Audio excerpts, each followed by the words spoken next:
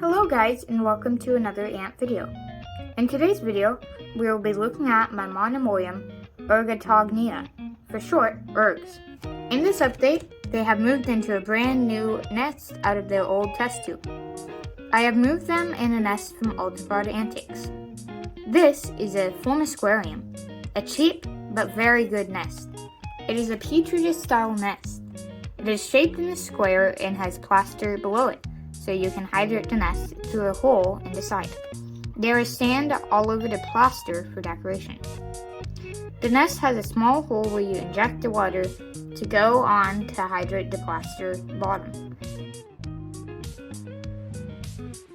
I have connected this simple but useful nest to a small outworld from the same side. When I initially moved the ants from the old test tube setup, I tapped the ants out in the outworld. But then I noticed something was off. As you can see in this footage, my ants clearly have mites. This is an ant keeper's worst fear. I've always been frightened that one of my ant colonies would have mites one day, and this is my first time dealing with them. I can try lemon therapy, which is basically putting a slice of lemon in their outworld, and it sometimes kills the mites. I found that with other ant keepers, this does not have a very high success rate, so I hope I can save the colony another way. This is sad, and let's hope we can save the colony. I'll be sure to update you if I do end up stopping them, because mites can kill a colony this size in a week or less, I believe, if they have mites. I know these are parasitic mites because they are clearly clinged on the ants. Because of this, I'm thinking about buying a larger outworld for them.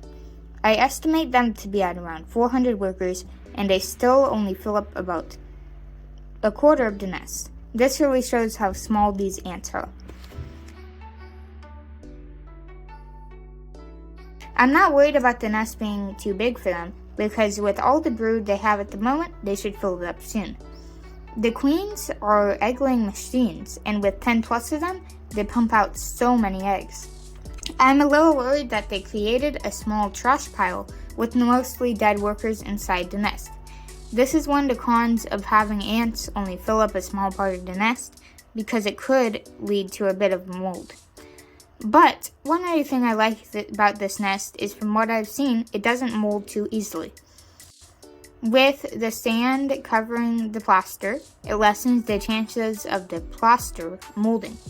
With some other nests, they can mold very easily. I was glad to move these gals out of their old test tube because the water was a bit discolored and the cotton was a bit moldy.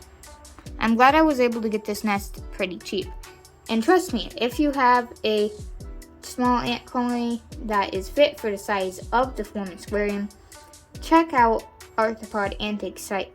They deliver good nests to the US.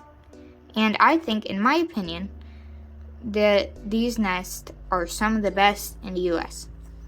If you have a colony that is in need of these, please be sure to check out them at arthropodantiques.com.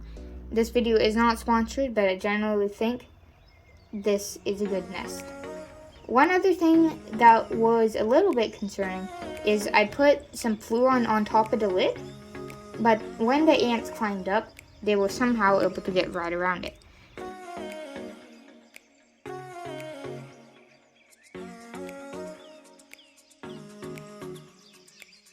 I think because of their small size, they are a bit of escape artists.